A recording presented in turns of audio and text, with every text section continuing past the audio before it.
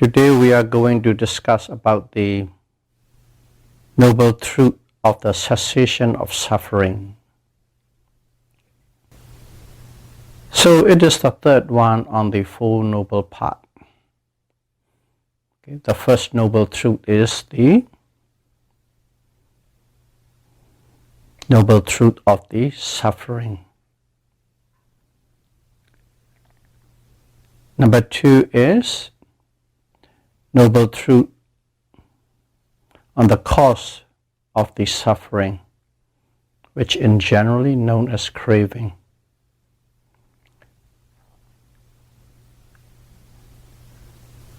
Second noble truth is the cause, and the first noble truth is the effect. Craving is the cause, and suffering is the effect. That those two noble truths are a part of everyone's life. We have dealt with them in the past discussions. But we don't have to keep on suffering if we don't want to. And that is why the Buddhas dispensed as the third noble truth, which is the cessation of suffering. This suffering, this dukkha, okay, if you want it, you can make it cease, you can make it stop, you can eliminate it, make it disappear. So that is the third noble truth.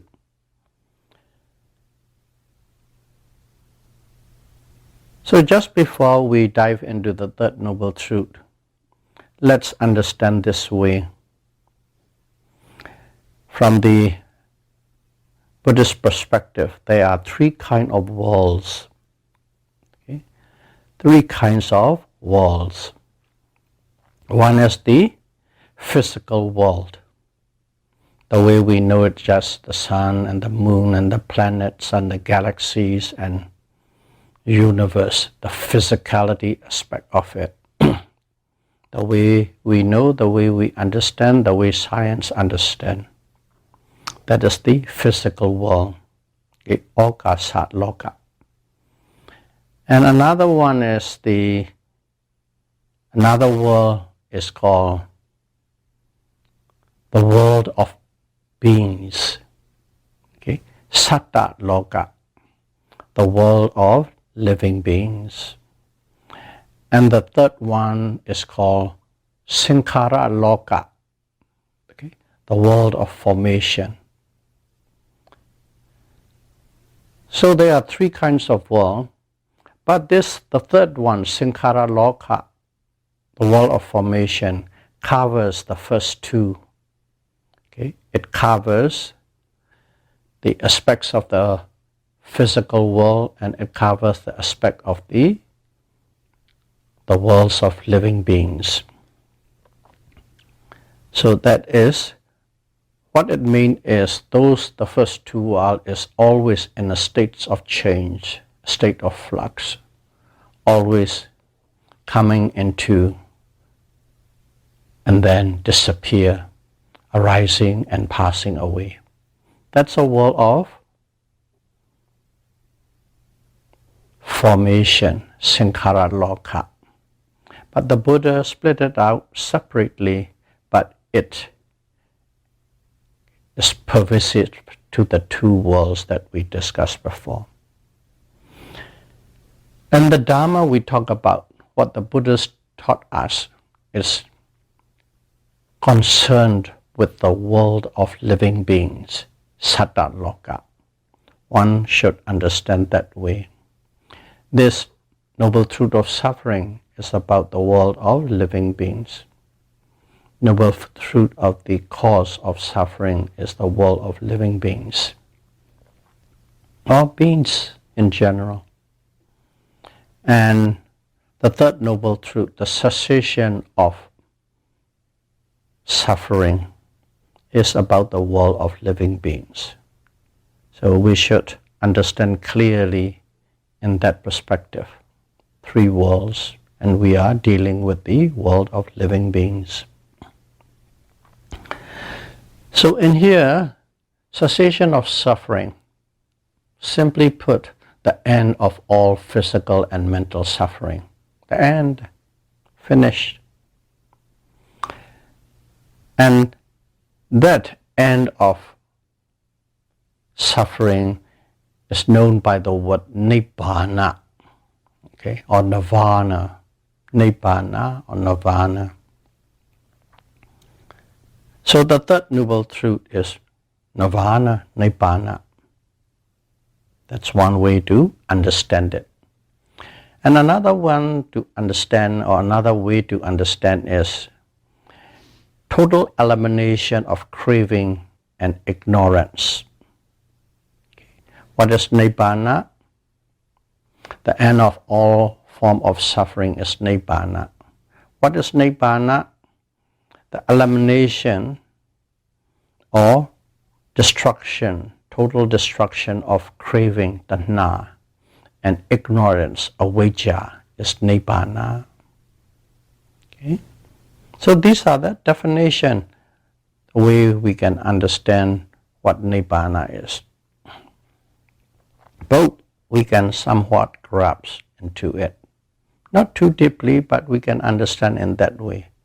The way we are going to present is so that we can understand easily from our everyday point of view. And also this nirvana, or the end of all suffering, it is beyond time and space. You can't find in this space of universe, you can't find in this linear time. Beyond time and space. So, or another thing is, this nibbana or nirvana is beyond mind and matter. Okay? Or in other words, consciousness and body, body and consciousness, mind and matter. It's beyond, it transcends. Another way to understand is this nibbana is beyond the six senses. Okay, we have the senses, eyes, ears, nose, tongue, body. Okay. 5 physical senses and 1 mental, the mind. 6 senses. But this nibbana is beyond 6 senses. Nibbana is beyond time and space, beyond mind and matter, beyond consciousness and body, beyond the 6 senses. But at the same time, if we look at it, that is all that we know. Anything we can see, hear, feel, touch, smell, or think. That is what we are. This body and this mind is that's what we are. And this space and time is where we live, in this space and in this linear time. And that is all that we know. But it's beyond all of those, so we don't have any reference or data line to talk about nibbana. That's why it is very difficult when people try to probe what nibbana is, because it is everything beyond our understanding and everything beyond our comprehension. That's why if you look in the scriptures, this nibbana is defined more on a negation, based on the negation, defined based on negation. And what is it? Total disappearance of this body and mind. Total disappearance of this body and consciousness. That's nibbana. Or total elimination of physical and mental suffering. There's no physical suffering, no mental suffering. There's no body, that's no mind. Also, another word is extinction. It It's a total extension of suffering or total extinction of mind and body. That's another negative thing. Or forsaken. It has totally forsaken, okay, the mental defilements. And another word is total abandonment of tanha, craving, and total abandonment of ignorance, avijja. As such, we can understand. So these are things that we can put our mind to, we can try to understand. That's why it uses negation based on what we understand. Whatever we understand, whatever we could comprehend is not there. No mind, no body, no suffering, everything extinct. Cravings gone, ignorance gone, nothing, nothing, nothing. That's the reason is defined in negation, because these are the things we understand, and everything we understand, everything we can comprehend is not there. That's nibbana. That's one way of understanding it. So suffering, or in other words, dukkha, dukkha sissa, the noble truth of suffering. This suffering is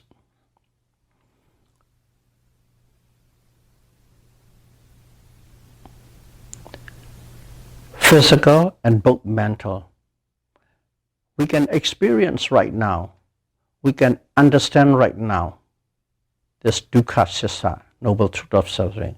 Experience right now, and then understand right now directly through the practice of insight meditation, vipassana meditation.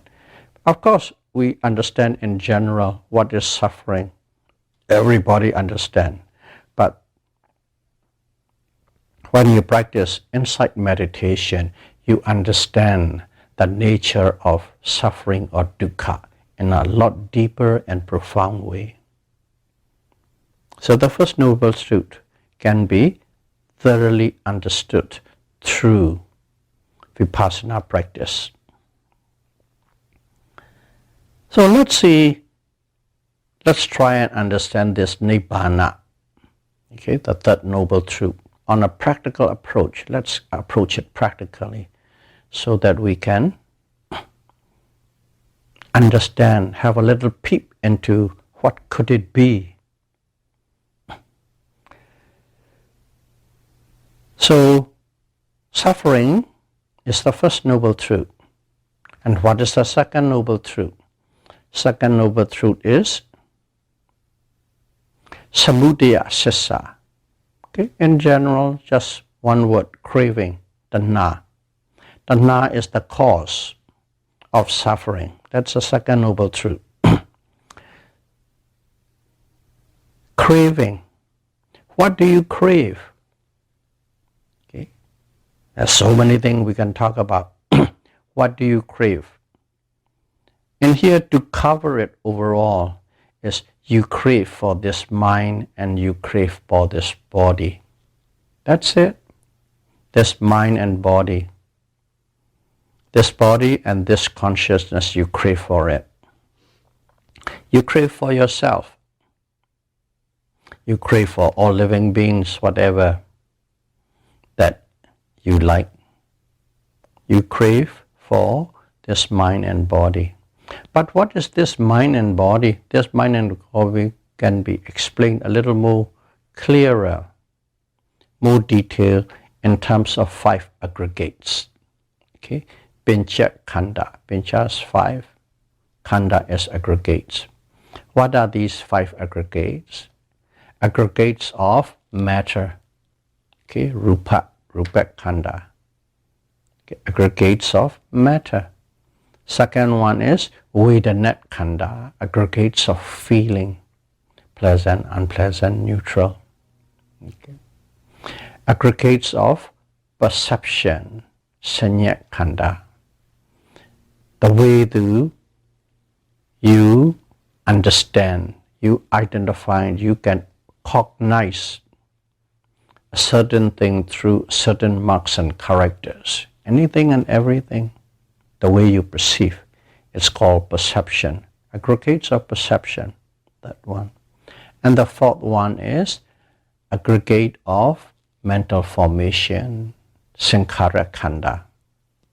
And the final one is aggregates of consciousness, vijnana khanda. Those are the five. So those five are the expansion of the first two, mind and body.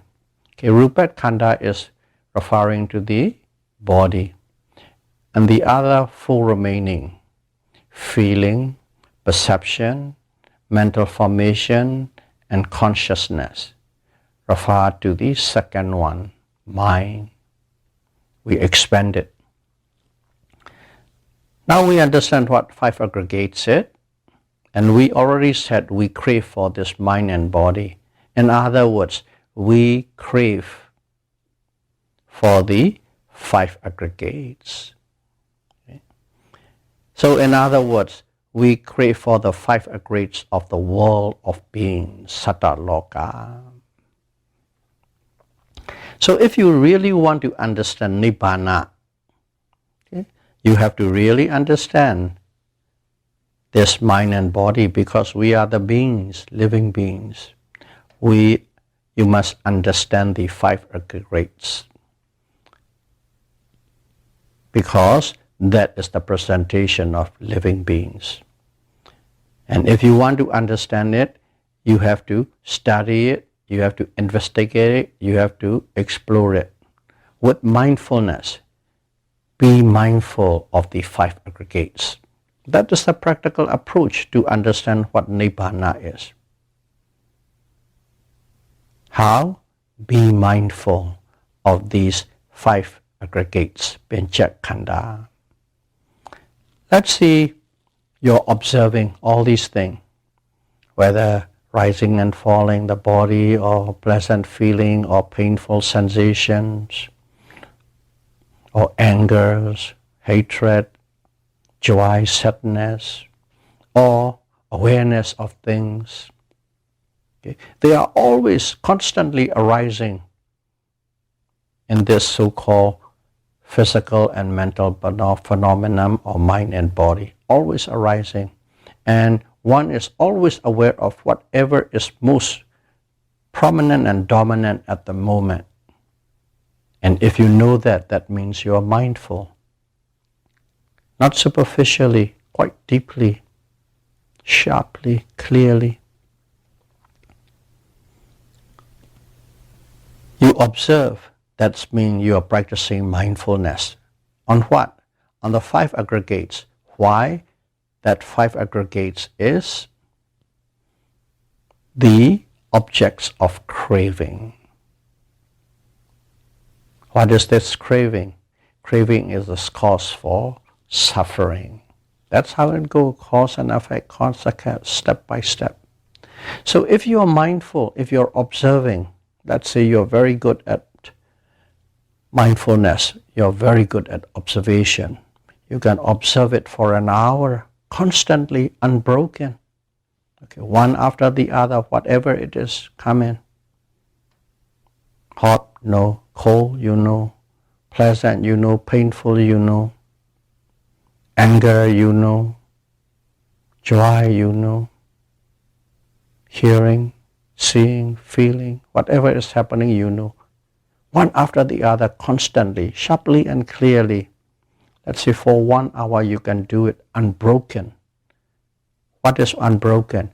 Unbroken mindfulness, which means you are constantly aware. If you do that, if you can do that, in that 1 hour you will find you have no greed or lobha. There's nothing you will find that you want or you like or you are to have or acquire. No greed, no lobha. And also you are not angry or repulsive or dislike at anything. because they are just simply natural phenomena. You're simply observing, so there's no anger. And at the same time, you know them very clearly and sharply. You know when they arise, you know when they disappear, you know what their qualities are, you know what their characteristics are, you know what the function is, you know how they manifest. Without thinking, without reflecting, simply by direct contact experience. Some people like to call it intuition, but it's a direct contact experience, direct knowledge. Not second-hand, not third-hand, not tertiary knowledge. Direct knowledge, no intermediary. So if you understand that way, at that moment you have no lobha, greed, no dosa, anger, no moha, no delusion. And at that moment, if you're understanding that way, you will find that you have no stress at all. No stress at all. I use the word stress because this is what we understand. Okay, when we say suffering, this or that. When we say stress, you know. At that moment, what is that moment? No greed, no anger, no delusion, no uncertainty. At that moment, one has no stress. For 1 hour, one is there without any stress. That 1 hour, we can label it, for lack of a better words, mini nibbana. Basically nibbana, but mini, small little one, junior one. We can call it mini nibbana. 1 hour, you are in a state of nibbana, if you can be constantly mindful. So that's a practical approach to understand. Okay? Another way to understand how nibbana could be is, let's say, we all sleep every day. Okay? Sometimes we have a good sleep, sometimes we have not a very sound sleep. But when you have a deep and sound sleep, okay, no REM movements, no rapid eye movements, no thoughts, no dreams, no emotion. At that time, you're totally free from any form of thoughts, which mean any form of stress.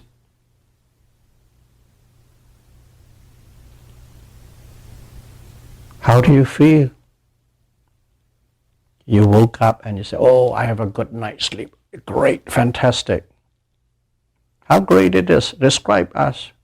You can't really describe it. You just know you have a sound sleep and it's fantastic.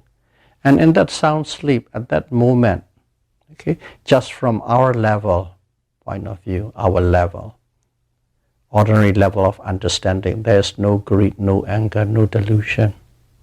So in a way, deep sound sleep is somewhat like nibbana. We are trying to put references in every way we can to try to understand what nibbana is, or nibbana would like. Deep sleeps you can't describe, but it is fantastic and great. Like that, it's nibbana. And also you will find in the scripture, there are some words describe nibbana on a positive tone, positive note. Okay, one of the words it uses is called supreme peace, santi sukha. Okay, peace. Okay, we understand peace, but among all the peace that we know, this is supreme. So that's the way we can put it. But everybody will imagine in the way they would like to, and they would understand supreme peace, santi sukha. It's not a feeling, not a sensation, just simply peacefulness. Not a feeling, not a feeling. Be aware of that. Supreme peace. That's nibbana. described in that, under that word. Sometimes you see the word luminescence. Luminescence is, the way we understand it, it is light. But light is what? Matter. Light is matter. So not luminescence in the way we understand. It is just luminescence. It just create and give you luminosity, which is not a material matter. The same thing, there's another word it uses called bright. Again, we think bright is suddenly materiality, rupa, but here bright doesn't mean that it is that materiality, just that understanding of what bright means, dark and light, dim and bright. Okay. That is one positive word. When we talk about nibbana, we found that it is used. And another word called release of burden. Okay, release from burden. You have a heavy load. You're carrying a heavy load. Let's say you're carrying all the gravels and ground and earth from the river, put it up, you carried it, and then dump it into your truck because you need some gravel. So whenever you just go there and carry it, put it gravels and put it on your back and walk up about 100 meters, there's a great burden, okay, heavy. And then when you dump it onto the truck, what feel? You just feel totally free from that burden. You are released from that burden. That's a certain kind of feeling. Okay, release from the burden, release from stress, release from the weight and pressing nature of this physicality and mentality. Release from burden. That's a nibbana. So these are the positive words.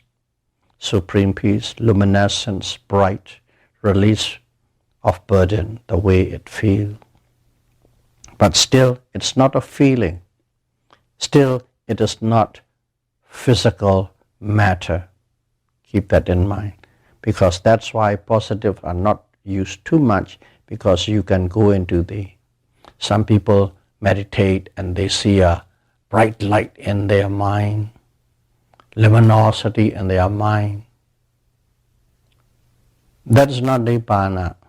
That is the certain manifestation of the concentrated mind. See? So keep a distinction in that.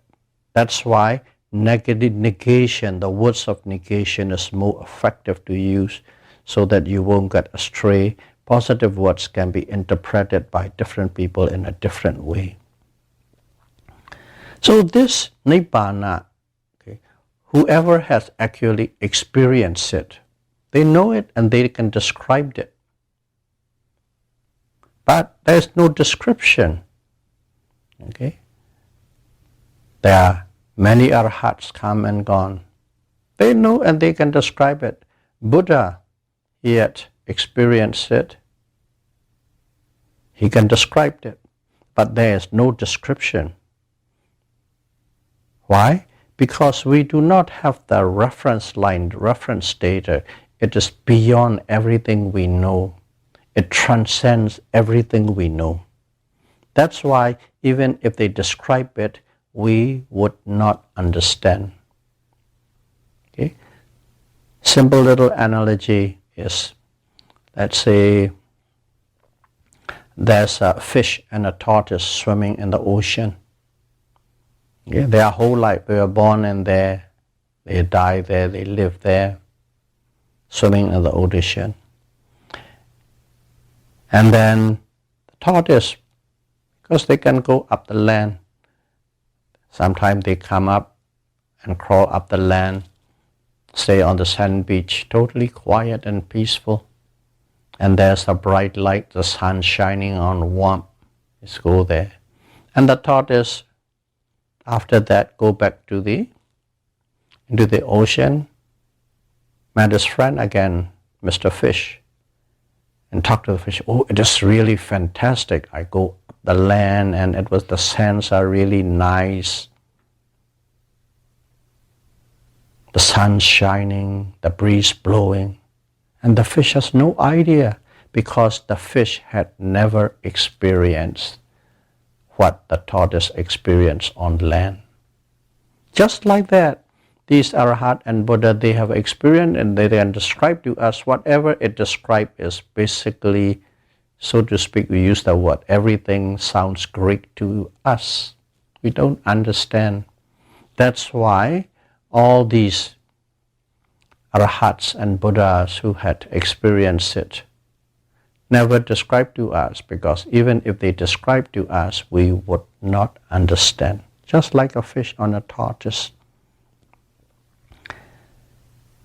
Okay, so we are trying to approach from many different ways to understand or to try to comprehend what Nibbana is. And in here, there's a monk in Burma about, let's say, 170 years ago or so. His name is Ledi Sayadaw. It's known as Ledi Sayadaw. He's a very great monk, very intelligent monk, both in theories as well as in practice. He knows Buddha Dharma, so to speak, in and out. He has written many volumes of treatises on the Buddha Dharma in Pali. But one it is famous about it is, at that time, he translated into the simple Burmese language. Pali language is a dead language, used about 2,500 years ago in a certain part of India. Okay, the monks study that language. They know how to read, they know how to write, they know how to understand, but they have to spend years and years and years to master it, to learn it, to understand it.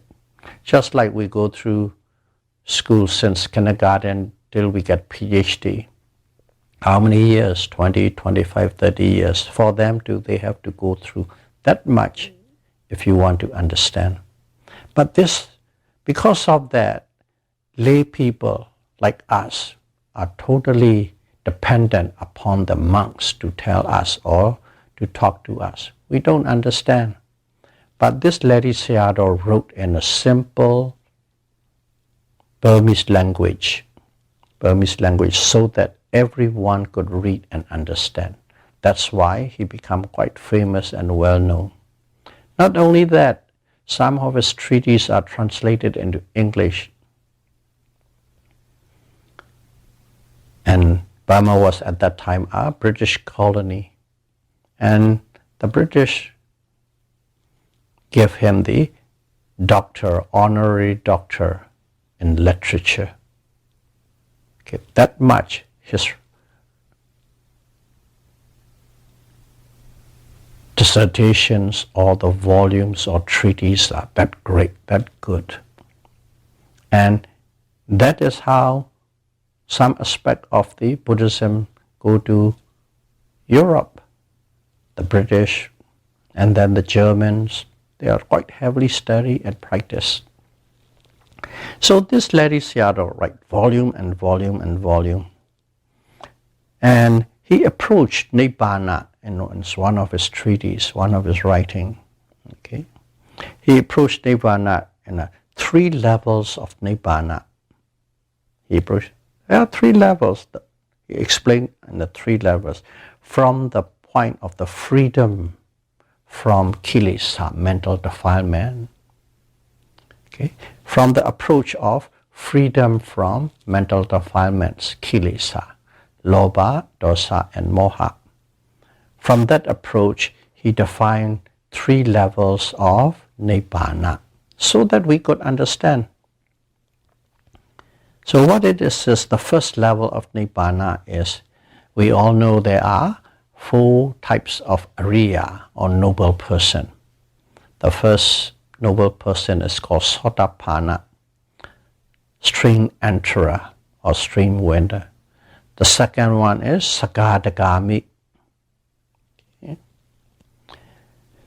is once returner, second noble person. So we won't go too detail into it because we have talked separately with regard to those specific topics. But one thing is this: the first noble person and the second noble person, they abandon a certain kind of kilesa. Okay? Lobha, dosa, and moha, not completely, not entirely. In general, we can say they have overcome doubt. Okay? Doubt in Buddha, Dharma, and Sangha. Doubt in the law of karma vipaka. The doubt in the nature of self. They have overcome vicikiccha. And they have the right view, overcome doubt, and they have the right view. And that is kilesa. And what is important about that whole thing is,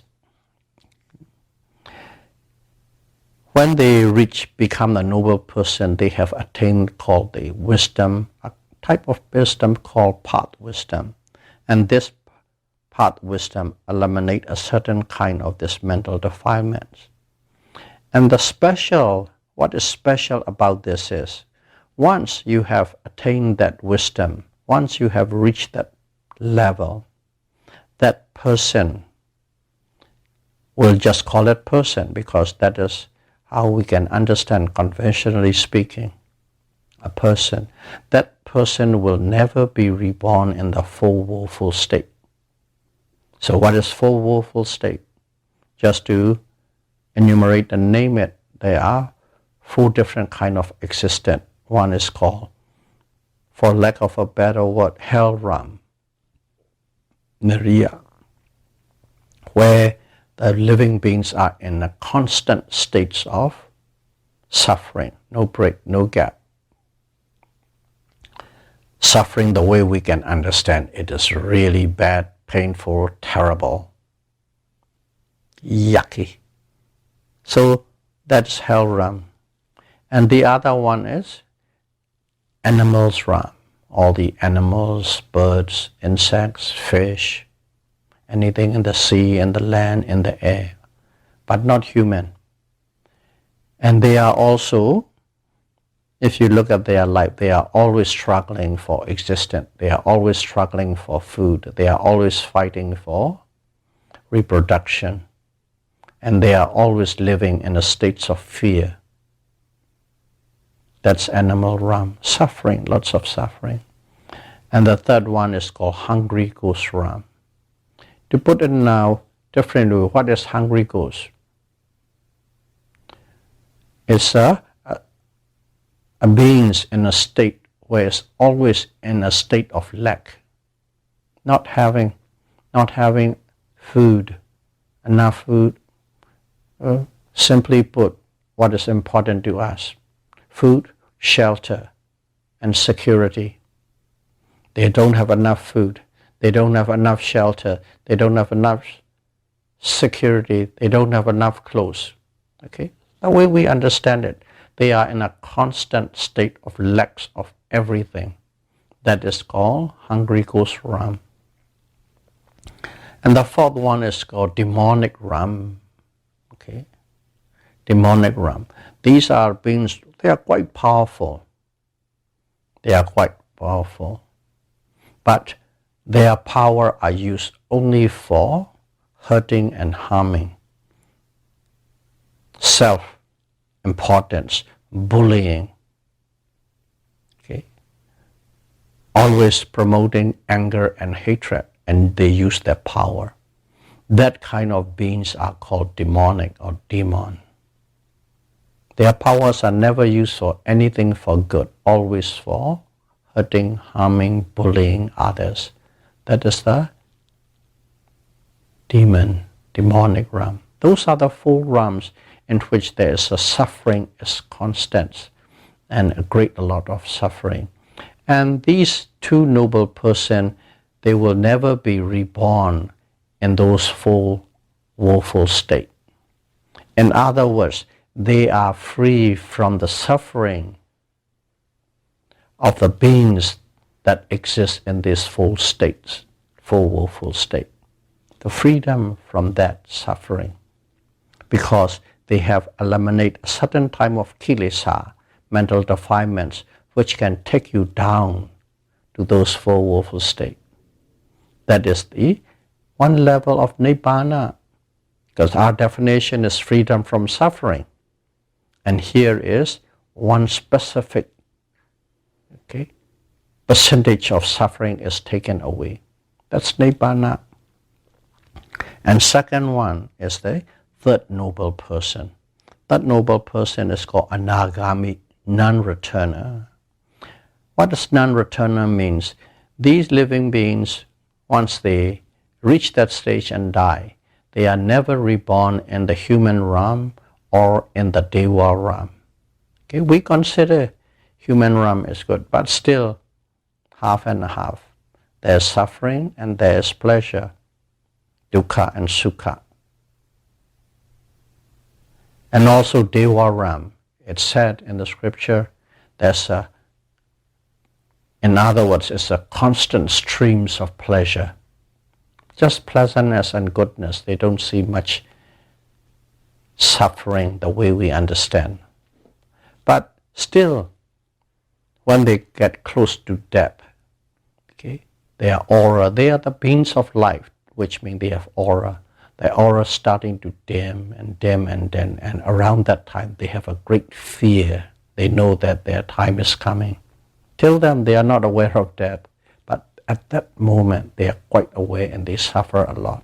So they still have suffering. But this living being who had reached this non-returner state, anagami state, they will never be reborn. So whatever we suffer in the human realm and the Deva realm, they escape from that. So there's another abandonment of suffering, or another level of abandonment away from suffering. Why? Because they have eliminated a certain level of kilesa. In other words, they have eliminated all lobha. Anything related with greed, they have eliminated. Not entirely, a little bit left in lobha. Because clinging to life, clinging to existence, they still have that lobha. And they have eliminated all form of dosa. That's 100%. All dosa, all anger, aversion, dissatisfaction, frustration, irritation, all gone. They never have that to experience and gone. And also greed, wanting most of the thing they don't, except this clinging to existence, clinging to be alive, clinging to be alive in the Brahma realm, and a certain amount of ego conceit and restlessness. That's about it's left. The rest is gone. So this anagami, that's another level of Nibbana. Why? Because they are free from a certain group of suffering, all gone. They are free from a certain level of kilesa. So that's another level. One is free from suffering of a full woeful state. The other one is free from suffering from human and Deva realm. But still they live in the Brahman realm. Over there is simply they live with peace and tranquility. Peace and tranquility. But still they exist. But if one reach a stage of arahata, the final, the fourth noble person, at that moment they have abandoned every form of kilesa, mental defilement, including the clinging to existence, conceit and restlessness, all gone. And at that moment, that is the Nibbana, the final form of Nibbana, when you become Arahat. And even in the final form of Nibbana and Arahat, there are two divisions.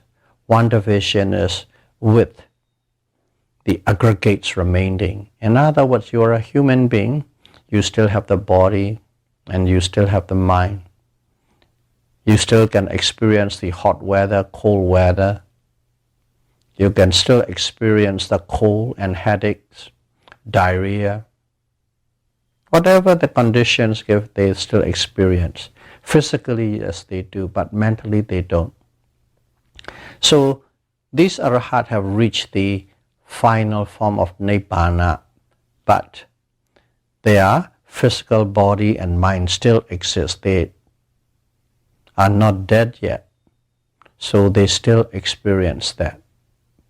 So it's called Nibbana with the 5 aggregates remaining. And when they pass, or when they die as an Arahat, at that moment they attain the Nibbana, but there's no mind, there's no body.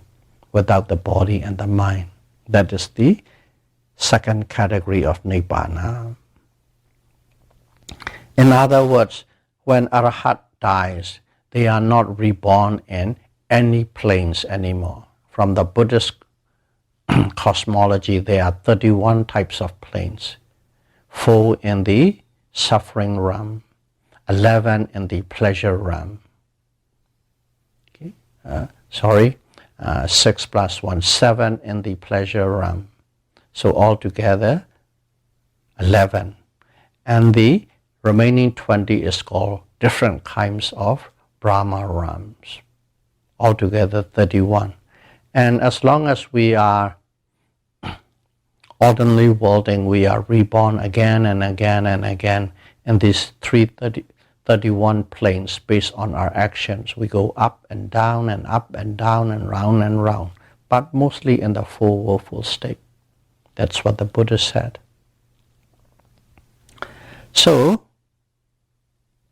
in here, what it means is once the Arahat passed away, it is never reborn. Okay? It is not that, there's another one is called, Nibbana is called deathless. You don't die anymore. People might interpret in such a way, I'm here, I'm immortal, I don't die. Not that case. If one is born, death is awaiting 100% for sure. If you are born, you will die. And what it is in here is that Arahat who passed away is never reborn in the sense of nama and rupa, mind and matter. Mind extinguished, body extinguished, it extinct, never reborn.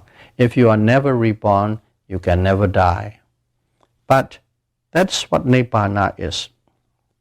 So that is the best we can understand, okay, based on the words and based on a little practice of Vipassana and a few examples, what Nibbana is or Nibbana could be.